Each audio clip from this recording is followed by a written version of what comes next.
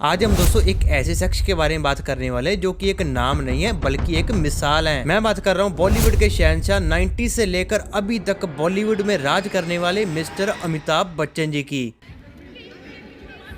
इन्होंने बॉलीवुड में बहुत बड़ा एम्पायर खड़ा किया अपना, बट ये एम्पायर खड़ा करने के लिए अमिताभ बच्चन जी को बहुत कुछ झेलना पड़ा। जैसे कि अमिताभ बच्चन जी के ऊपर 100 करोड़ का कर्ज हो गया था और कैसे वो एक मूवी की शूटिंग करते करते इंजर्ड हो गए थे। इसके अलावा और भी बहुत कुछ, तो हम सब कुछ जानेंगे इस वाली वीडियो में। बस आप वीडियो को पूरा देखना। तो 11 अक्टूबर 1942 इलाहाबाद में हरिवंश राय के घर अमिताभ बच्चन जी का जन्म होता है। उस टाइम अमिताभ बच्चन जी का नाम अमिताभ श्रीवास्तव था। तो फिर इंडिया को रिप्रेजेंट करने के लिए हरिवंश राय ने अमिताभ बच्चन जी का नाम इनकलाब रखने के बारे में सोचा, लेकिन फिर इसको भी हटा के अमिताभ बच्चन रख दिया, जो कि इनका फाइनल नाम था। तो फिर अमिताभ बच्चन जी का एक भाई भी है जिसका नाम अजिताभ बच्चन है, जो कि एक सक्सेसफुल बिजनेसमैन है। अमिताभ बच्चन जी 1962 में अपनी BSc की डिग्री हासिल करते हैं। तो फिर वो जॉब के लिए अप्लाई करने जाते हैं ऑल इंडिया रेडियो में, बट उनकी वॉइस की वजह से उनको रिजेक्ट कर दिया। तो फिर कैसे न कैसे करके 1969 में इनको अपनी पहली जॉब मिलती है, जो कि कोलकाता में ब्रिटिश एजेंसी में बर्ड एंड को कंपनी में इनको काम मिलता है। तो फिर जॉब के साथ साथ इन्होंने थिएटर ग्रुप को भी as a part time join कर लिया। तो फिर उसी साल इनको भुवन शॉमी 1969 में आई मूवी में वॉइस नरेटर का काम मिला।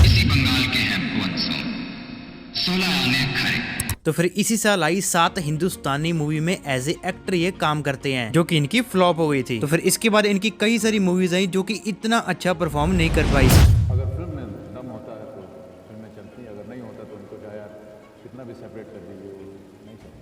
तो फिर साल आता है 1973 जिसमें उनकी जंजीर मूवी रिलीज होती है। उस टाइम अमिताभ बच्चन जी ने एक प्लान बनाया था कि अगर ये मूवी चल गई तो मैं अपनी को होस्ट जया के साथ और अपनी टीम के साथ छुट्टी मनाने जाऊंगा, लेकिन ये मूवी हिट नहीं बल्कि ब्लॉकबस्टर रही। अमिताभ बच्चन जी की पहली कामयाबी की सीढ़ी यही थी। जंजीर को देखने के बाद ऑडियंस इस कदर अमिताभ बच्चन जी की दीवाने हुए थे कि ओवरनाइट इनको एक स्टार बना दिया था। जंजीर मूवी चलने के बाद जैसे ही अमिताभ बच्चन जी ने अपने फादर साहब को बताया कि मैं लंदन आ रहा हूँ जया के साथ छुट्टी मनाने के लिए, तो इनके फादर साहब ने कहा कि अगर तुझे जया के साथ आना है तो तुझे जया के साथ पहले शादी करनी होगी। हुई थी अगर ये फिल्म चल गई तो हम लोग छुट्टी मनाने जाएंगे लंदन। जया जा रहे हैं तुम्हारे साथ? अच्छा, अगर तुम्हें उनको लेकर के जाना है तो तुम्हें ब्याह करके जाना है। तो फिर 3 जून 1973 जया के साथ अमिताभ बच्चन जी की शादी हो जाती है। अगले ही साल 1974 में इनकी 4 मूवीज आई जिनमें सिर्फ एक ही चली। तो फिर इसी साल अमिताभ बच्चन जी शोले मूवी की शूटिंग कर रहे थे, तभी अमिताभ बच्चन जी की वाइफ जया बच्चन ने 17 मार्च 1974 को एक बेटी को जन्म दिया जिसका नाम श्वेता बच्चन रखा गया। तो फिर 2 साल बाद 5 फरवरी 1976 में अभिषेक बच्चन जी आ गए। यहाँ तक अमिताभ बच्चन जी का करियर बिल्कुल सही चल रहा था। तो फिर साल आता है 1983।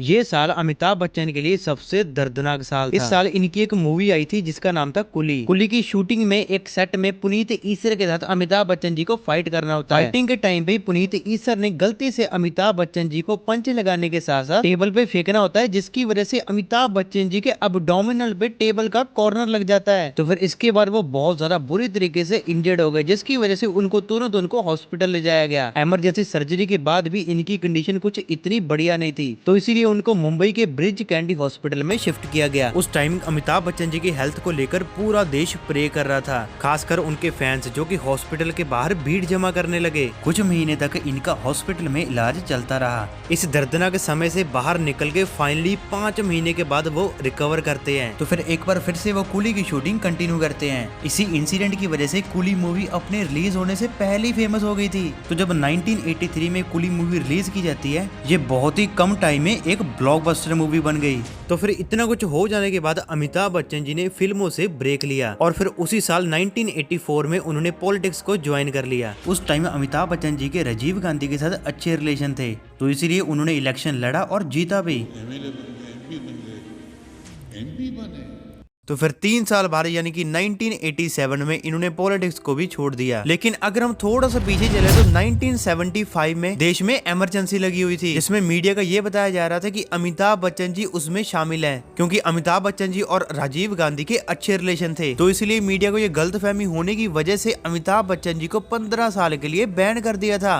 गलत समझा कि जो प्रेस सेंसरशिप इमरजेंसी के साथ आई थी उसमें मेरा हाथ है और इसलिए हमें अमिताभ बच्चन को बैन कर देना चाहिए। थे और जो बफर्स इंडिया डील की तहकीकात में लगे थे, उन्होंने ऐसा कहा है कि मैं निर्दोष धारण हो गया है। 25 साल बाद ये घोषणा हुई है। तो एक बार फिर से हम वही कहानी पे चलते हैं। 1987 में उन्होंने पॉलिटिक्स को छोड़ दिया, तो इसीलिए उन्होंने एक्टिंग में एक बार फिर से शुरुआत की। तो फिर अगले ही साल 1988 में उन्होंने कमबैक किया शहंशाह के साथ, जो कि एक हिट मूवी रही। इनके साथ साथ उन्होंने और भी कई सारी फिल्में की जो कि लगातार फ्लॉप होती रही। तो फिर अमिताभ बच्चन जी ने सोचा फिल्में तो चल रही हैं, क्यों ना अपना प्रोडक्शन हाउस खोला जाए। तो फिर 1995 में इन्होंने ABCL कंपनी को स्टार्ट किया, जो की थी अमिताभ बच्चन कॉर्पोरेशन लिमिटेड। अमिताभ बच्चन जी बहुत ज्यादा एक्साइटेड थे इस कंपनी के लिए, तो इन्होंने पहला शो प्रोड्यूस किया देख भाई देख, जो कि एक हिट शो रहा। लेकिन साथ ही साथ बॉम्बे मूवी के भी हिंदी राइट्स इनके पास ही थे, जो भी एक हिट मूवी रही। यहाँ तक सब कुछ बढ़िया चलता रहा। अमिताभ बच्चन जी ने सोचा कि इस कंपनी को बहुत ही ज्यादा कम टाइम में काफी आगे लेके जाना है। शुरुआत के साल में हम बहुत अच्छे तरीके से आगे बढ़े, बहुत अच्छा प्रॉफिट भी हुआ। पहले साल तो इस कंपनी ने काफी अच्छा काम किया। तो फिर साल आता है 1996। इस साल इंडिया में मिस वर्ल्ड होने वाला था, जो कि बेंगलोर में था, जिनको ऑर्गेनाइज करने का काम ABCL ने उठाया। अमिताभ बच्चन जी इस शो के लिए काफी ज्यादा एक्साइटेड थे। ये शो को ऑर्गेनाइज करने के लिए अमिताभ बच्चन जी के पास 4 महीने का समय था। चलो इवेंट ऑर्गेनाइज तो किया, बट अमिताभ बच्चन जी के सामने एक ऐसा चैलेंज आने वाला था जो कि शायद उनकी जिंदगी का सबसे बड़ा चैलेंज था। उनको लगा कि ये शो सबसे बढ़िया जाएगा, लेकिन काम उल्टा हुआ। जनता ने इस शो को एक्सेप्ट नहीं किया, बल्कि जनता का तो ये कहना था कि ये शो हमारे समाज के लिए बहुत ज्यादा बुरी चीज है। उस टाइम अमिताभ बच्चन जी को काफी कुछ झेलना पड़ा, जिसकी वजह से उनका ये पहला शो मिस वर्ल्ड फ्लॉप हुआ। फ्लॉप होने के साथ साथ उनको एक भारी लॉस भी झेलना पड़ा। हम लोगों ने निर्णय लिया जैसे कि हम घाटे में चले गए। तो फिर छोटे छोटे इवेंट इन्होंने और भी कई किए, जो कि लगातार फ्लॉप होते रहे। तो फिर इसी साल तेरे मेरे सपने मूवी रिलीज की जाती है, वो भी फ्लॉप रही। तो इसके बाद 7 रंग के सपने करते हैं, वो भी फ्लॉप रही। तो फिर कंपनी ने सोचा कि क्यों ना अमिताभ बच्चन जी की स्टार पावर को यूज किया जाए। तो फिर अमिताभ बच्चन जी खुद रिंग में आते हैं। फिर 1997 में मृत्यु दाता रिलीज की जाती है, जो कि अमिताभ बच्चन जी जिसमें एज ए एक्टर काम कर रहे होते हैं। कंपनी को काफी सारी उम्मीदें थी इस मूवी के लिए, लेकिन ये मूवी भी नहीं चली। इस टाइम ABCL कंपनी को काफी ज्यादा लॉस हो रहा था। तो फिर इसके बाद अमिताभ बच्चन जी ने बड़े मियां छोटी मियां, जो कि 1998 में आई थी, तो फिर सेट मैक्स पे 812 बार आने वाली सूर्यवंशम भी ये अगले ही साल करते हैं, जो भी हिट रही। तो उसके बाद इनकी लगातार फिल्में फ्लॉप होती रही। 1999 में इस कंपनी को काफी ज्यादा भारी नुकसान झेलना पड़ा। अमिताभ बच्चन जी के ऊपर 90 से 100 करोड़ का कर्ज हो गया था। 90 या 100 करोड़ के हमारे ऊपर कर्ज थे, और उस जमाने में देखिए 90-100 करोड़ रुपए बहुत ज्यादा, अभी भी बहुत ज्यादा है हमारे। और फिर इसी साल ये कंपनी बैंकरप्ट हो गई। अमिताभ बच्चन जी की हालत तो उस टाइम बहुत ज्यादा खराब थी, उनको अपना घर तक भी बेचना पड़ा था। और प्रतिदिन कोई ना कोई आदमी आकर के गाली दे करके जाता था कि हमारा पैसा। तो फिर जब अमिताभ बच्चन जी के पास कोई भी ऑप्शन नहीं थी, तो फिर वो जाते हैं यश चोपड़ा के पास। अमिताभ बच्चन जी कहते हैं यश चोपड़ा के पास कि मुझे काम चाहिए, मेरी हालत बहुत ज्यादा खराब है। तो फिर उस टाइम यश चोपड़ा जी मोहब्बतें मूवी पे काम कर रहे थे। मोहब्बतें मूवी में नारायण शंकर का रोल सबसे पहले भूमन ईरानी को ऑफर हुआ था।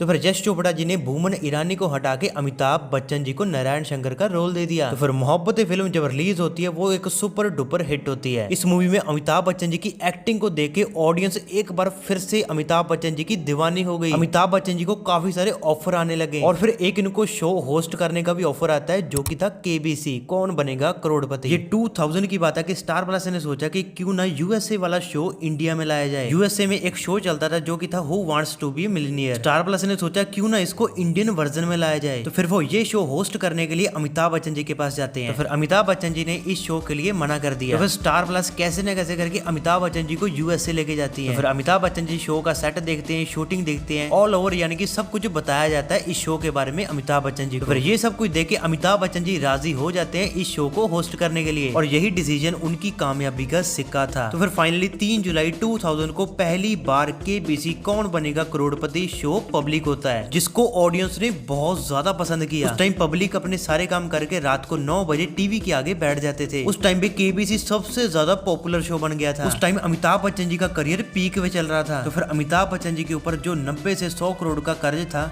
काम करके हमने एक एक पाई जो है सबका घर जा करके हमने लौटाया। तो फिर एक बार फिर से अमिताभ बच्चन जी की कामयाबी 7वें आसमान को छू रही थी। तो दोस्तों आई होप आपको अमिताभ बच्चन जी की इस कहानी से आपको काफी कुछ सीखने को मिला होगा। तो दोस्तों मिलते हैं हम अगली वीडियो में, तब तक के लिए wish you all the best.